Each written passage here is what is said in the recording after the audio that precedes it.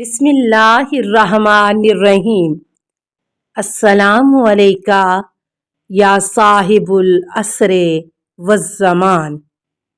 سوال پھر کہنے لگا ہے بندے خدا، اس وقت کے متعلق بتائیے جو نہ دن میں شامل ہے اور نہ ہی رات میں۔ جواب، امام علیہ السلام نے فرمایا طلوع فجر سے لے کر سورج کے طلوع ہونے تک۔ سوال، نصرانی کہنے لگا اگر یہ نہ دن میں شامل ہے اور نہ رات میں تو پھر یہ کون سا وقت ہے؟ جواب، امام علیہ السلام نے فرمایا یہ بہشت کے اوقات میں سے ہے، ایسے وقت میں بیماروں کو شفا ملتی ہے۔ عیسائی نے کہا میں سوال کروں یا آپ پوچھیں گے؟ امام علیہ السلام نے فرمایا آپ پوچھیں۔ عیسائی عالم نے لوگوں کی طرف دیکھ کر کہا اے عیسائیو، یہ آدمی سوال پوچھنے کے قابل ہے۔ سوال، اچھا بتائیے کہ اہل بہشت کیسے ہیں؟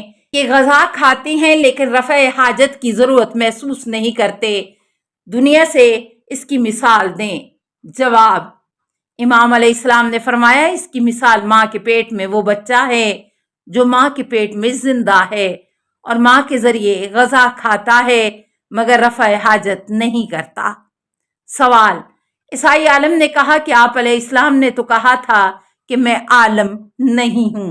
جواب، امام علیہ السلام نے فرمایا میں نے کہا تھا کہ جاہل نہیں ہوں، یہ نہیں کہا تھا کہ عالم نہیں ہوں، کیونکہ خود کو عالم کہنا ایک طرح کے غرور اور تکبر کا باعث ہے، لہذا امام علیہ السلام نے یوں جواب دیا۔ سوال، عیسائی نے کہا میں سوال کروں یا اب آپ علیہ السلام پوچھیں گے؟ جواب، امام نے فرمایا آپ ہی پوچھیں۔ عیسائی عالم نے کہا اے عیسائیو، خدا کی قسم اب میں ان سے ایسا مشکل مسئلہ پوچھوں گا کہ یہ حیران رہ جائے، جیسے آدمی کیچڑ میں پھنس جاتا ہے۔ امام علیہ السلام نے کہا پوچھئے۔ سوال، نصرانی عالم نے کہا مجھے اس شخص کے بارے میں بتائیے جس نے اپنی اہلیہ بیوی کے ساتھ مباشرت کی اور اس وقت 2 جڑواں بچوں سے حاملہ ہوئی اور پھر 2 جڑواں بیٹے پیدا ہوئے، پھر ایک عرصے کے بعد یہ دونوں بھائی اکٹھے فوت ہوئے اور اکٹھے دفن کیے گئے، مگر ان میں سے ایک کی عمر 150 سال تھی جبکہ دوسرے کی عمر فقط 50 سال۔ ان 2 بھائیوں کے نام بتائیں۔ جواب، امام علیہ السلام نے کہا کہ ان 2 بھائیوں کا نام حضرت عزیز اور حضرت عزیز تھا۔ یہ دونوں بھائی جڑواں پیدا ہوئے اور چند سال اکٹھے پلے بڑھے، پھر اللہ تعالیٰ نے عزیر کو 100 سال تک مار دیا، روح قبض کر لی، 100 سال گزر جانے کے بعد اسے دوبارہ زندہ کر دیا، پھر دونوں بھائیوں نے بقیہ عمر اکٹھے ہی گزار دی اور اکٹھے فوت ہوئے۔ نصرانی عالم نے کہا اے عیسائیو، میں نے آج تک اس سے بڑا عالم اپنی آنکھوں سے نہیں دیکھا، جب تک یہ آدمی شام کی سرزمین پر موجود ہے مجھ سے کچھ نہ پوچھو بلکہ مجھے اپنی جگہ پر واپس پہنچا دو۔ راوی کہتا ہے اسے غار میں واپس لے گئے جہاں وہ رہتا تھا اور عیسائی حضرت امام محمد باقر علیہ السلام کے ہمراہ شہر کو واپس لوٹے۔ دوسری حدیث میں یوں بیان ہوا ہے کہ امام جعفر صادق علیہ السلام نے اس واقعے کو بیان کرنے کے بعد اضافہ کیا ہے کہ اس وقت کچھ لوگ سوما عیسائی عبادت گاہ سے باہر آئے اور کہنے لگے ہمارے بزرگ آپ کو بلا رہے ہیں۔ میرے والد بزرگوار امام محمد باقر علیہ السلام نے کہا مجھے آپ کے بزرگ سے کوئی کام نہیں، اگر اسے مجھ سے کوئی کام ہے تو یہاں آ جائے۔ وہ لوگ گئے اور اپنے بزرگ عالم کو ساتھ لے کر آئے اور میرے والد بزرگوار امام محمد باقر علیہ السلام کے آگے بٹھا دیا۔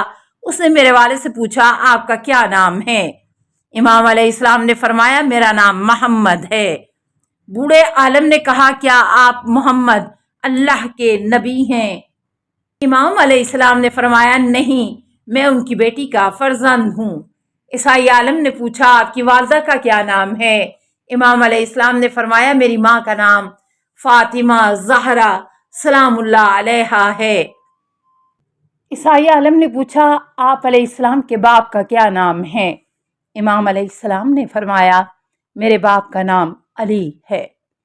عیسائی عالم نے کہا آپ اسی علی کے بیٹے ہیں جنہیں عبرانی زبان میں ایلیا اور عربی میں علی کہا جاتا ہے۔ امام نے فرمایا جی ہاں، اسی علی کے۔ عیسائی عالم نے پوچھا آپ شبر کے بیٹے ہیں یا شبیر کے؟ امام علیہ السلام نے فرمایا میں شبیر کا بیٹا ہوں۔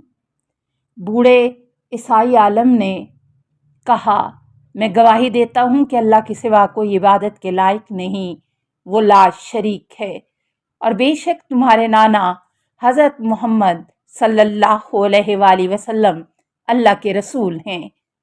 امام جعفر صادق علیہ السلام فرماتے ہیں ہم ان سے الگ ہوئے اور عبد الملک بن مروان کے دربار میں آئے اور وہ اپنے تخت سے اترا اور میرے والد کا استقبال کیا اور کہنے لگا ایک سوال پوچھنا چاہتا ہوں کہ علماء اور دانشور اس کے جواب سے عاجز ہیں، اور وہ سوال یہ ہے کہ جب امام واجب الاطاعت اس دنیا سے جاتا ہے تو اللہ تعالیٰ لوگوں کو کیسے اس دن کا پتہ دیتا ہے؟ میرے والد محترم امام محمد باقر علیہ السلام نے فرمایا اگر ایسا ہو جائے تو لوگ اس دن جو بھی پتھر اٹھائیں گے اس کے نیچے تازہ لہو ٹپکے گا۔ اس وقت عبد الملک نے میرے والد بزرگوار کا سر مبارک چوما اور کہا آپ علیہ السلام نے سچ فرمایا۔ جس دن آپ کے والد بزرگوار علی ابن ابی طالب علیہ السلام قتل ہوئے، میرے والد مروان کے گھر کے سامنے بڑا پتھر تھا، میرے باپ کے حکم پر وہ پتھر اٹھایا گیا تو ہم نے اس کے نیچے تازہ خون ٹپکتے دیکھا۔ میرے اپنے باغ میں ایک بڑا حوض تھا، اس میں ایک سیاہ پتھر تھا، میں نے حکم دیا کہ اس کالے پتھر کو اٹھا کر سفید پتھر اس کی جگہ رکھا جائے۔ یہ اس دن کا واقعہ ہے جس دن امام حسین علیہ السلام شہید کیے گئے۔ میں نے دیکھا کہ اس پتھر کے نیچے تازہ خون جاری تھا۔ اس کے بعد خلیفہ کہنے لگا کہ آپ علیہ السلام ہمارے پاس ٹھہریں گے تاکہ ہم آپ علیہ السلام کے خدمت کریں اور واپس جانا چاہیں گے۔ میرے والد بزرگوار امام محمد باقر علیہ السلام نے فرمایا میں چاہتا ہوں کہ اپنے نانا رسول اللہ صلی اللہ علیہ وآلہ وسلم کے بارگاہ میں واپس مدینہ جاؤں۔ ہمیں واپسی کی اجازت مل گئی، لیکن چونکہ عبد الملک اس صورتحال سے ناراض اور پریشان تھا اور امام علیہ السلام کی دشمنی اس کے دل میں تھی، اس نے ہماری روانگی سے قبل ایک قاصد روانہ کیا تاکہ ہم جس مقام پر بھی پہنچیں وہ پہلے جا کر ان لوگوں کو حکم دے کہ وہ نہ تو ہمیں کھانا دیں اور نہ ہمیں آنے دیں تاکہ ہم بھوکے مر جائیں۔ جب ہم روانہ ہوئے اور جس مقام پر ہم پہنچے وہاں کے لوگوں نے ہمیں نہیں چھوڑا یہاں تک کہ ہمارے پاس موجود کھانا ختم ہو گیا۔ جب ہم حضرت شعیب علیہ السلام کے شہر مدائن پہنچے ہم نے دیکھا کہ لوگوں نے شہر کا دروازہ ہم پر بند کر دیا ہے۔ شہر سے متصل ایک پہاڑ تھا، میرے والد گرامی اس بلند مقام پر گئے اور ان آیات کریمہ کی تلاوت فرمائی اور ہم نے مدائن کی جانب ان کے بھائی شعیب کو بھیجا۔ شعیب علیہ السلام نے کہا کہ اے میری قوم، خدا کی عبادت کرو اور اس کے سوا تمہارا کوئی معبود نہیں، پیمانے اور وزن میں کمی نہ کرو۔ میں اس وقت تمہیں نعمتوں میں دیکھ رہا ہوں، لیکن مجھے تمہارے متعلق چھا جانے والے دن کے عذاب کا خوف ہے۔ اے میری قوم، وزن اور پیمانے کو انصاف کے ساتھ پورا کرو اور لوگوں کو اشیاء دیتے ہوئے دھوکہ نہ دو اور ان کا حق نہ کھاؤ اور زمین میں فساد نہ کرو۔ بقیت اللہ آپ کے لیے بہتر ہے اگر تم ایمان والے ہو۔ السلام علیکہ یا صاحب العصر والزمان، الامان الامان الامان من فتن الزمان۔ السلام علیکہ یا خلیفۃ الرحمن، السلام علیکہ یا امام الانس والجان، السلام علیکہ یا مظہر الایمان، السلام علیکہ یا شریک القرآن، السلام علیکہ یا قاطع البرہان، السلام علیکہ یا امام زماننا ھذا اجل اللہ فرجک وسہل اللہ مخرجک وظہور کا السلام علیکہ ورحمۃ اللہ۔ اللہم صلی علی محمد و آل محمد